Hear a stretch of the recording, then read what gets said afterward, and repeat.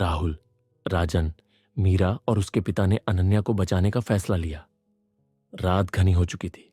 ठंडी हवा अंधेरे के साए में किसी अनहोनी की आहट दे रही थी। राहुल, राजन, मीरा और उसके पिता एक पुराने गोदाम के बाहर पहुंचे।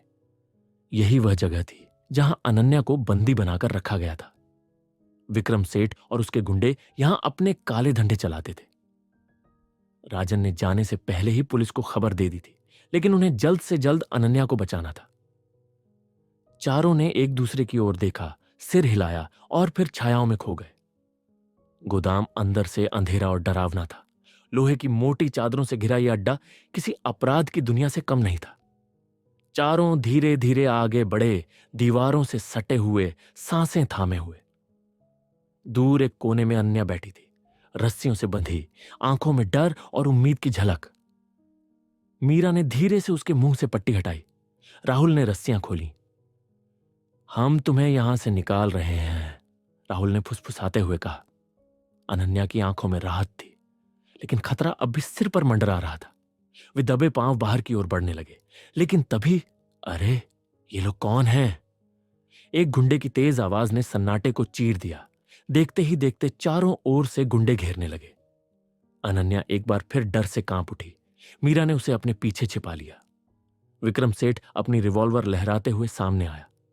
बड़ा नाटक कर लिया तुम लोगों ने, वह ठाका मारकर बोला। अब देखो इसका क्या अंजाम होगा। गुंडों ने हथियार तान दिए। राहुल और राजन मुकाबले के लिए तैयार हो गए, लेकिन तभी सायरनों की आवाज गूंज उठी। चारों तरफ पुलिस की गाड़ियां आ गईं। लाल नीली बत्तियां अंधेरे को चीर रही थीं।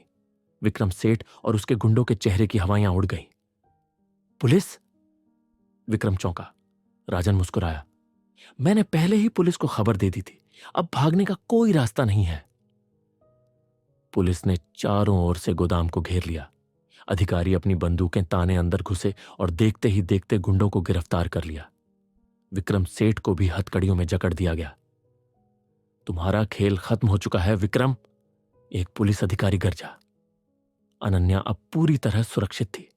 उसकी आंखों से आंसू बह निकले, लेकिन ये आंसू डर के नहीं, राहत और जीत के थे। मीरा ने उसे गले लगाया। राहुल और राजन ने चैन की सांस ली। इस रात के साथ विक्रम सेठ के अपराधों का अंत हो चुका था। उसका पूरा गिरोह धर दबोचा गया।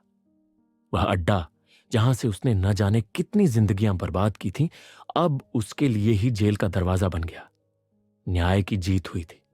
अनन्या आजाद थी और अपराध की दुनिया का एक और अध्याय खत्म हो चुका था।